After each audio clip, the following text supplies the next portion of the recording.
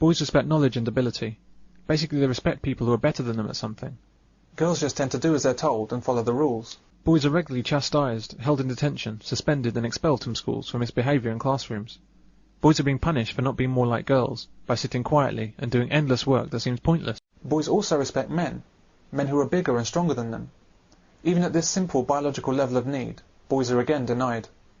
Instead, most of their teachers are 5'0" females, with loud shrill voices, raised to try and control boys who are a foot taller than them. Female teachers often don't like boys, don't understand them and can't control them. They see boys as trouble and just seek to contain them for the day, rather than take a real interest in their education. Boys need action and excitement in their learning in a way that girls don't. They need adventure books by Alistair MacLean, not books about relationships. Young boys in nursery and primary school find that all of their teachers are female. All of them. There are virtually no male primary and nursery teachers anywhere in Britain.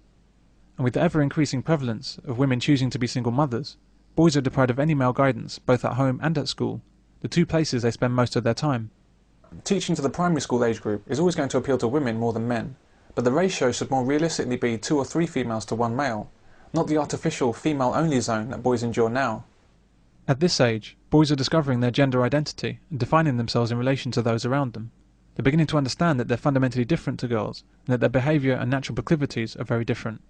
This is not as simple as being aware that they have different body parts to girls.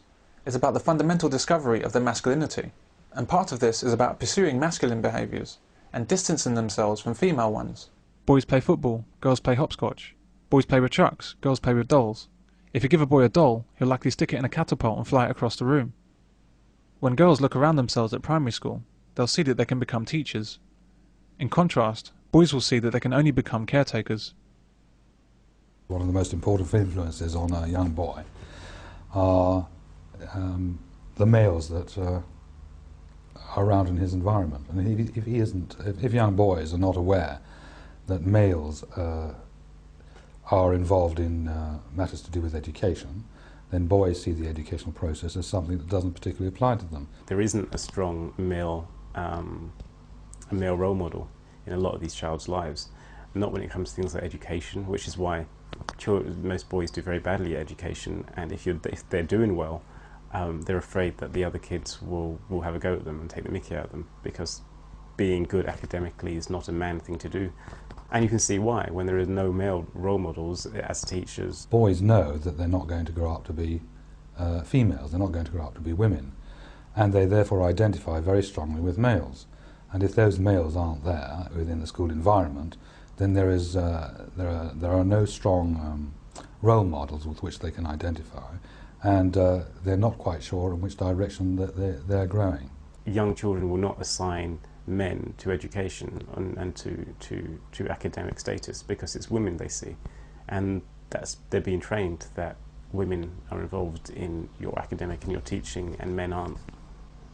And that's a bad thing. That can only lead to worse things coming up. We already see boys don't do well at school. Girls are doing very well at school. We're already seeing now that, you know, apparently by next year more women will be in work than men.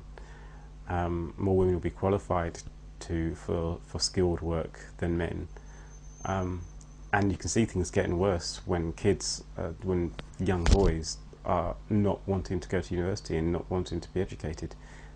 We are going to be the educational underclass. I mean, men, gender, are going to be the educational underclass. This is the main objective of the attack on men in education. Teach boys at the earliest possible time in their lives, when they're programming themselves for the future, that education, teaching and learning are all female traits. The classroom is for girls, books are for girls, school is feminine. Politicians have something to say about how a lack of black teachers is a factor in black underperformance, but inexplicably, this same logic is not extended to male teachers.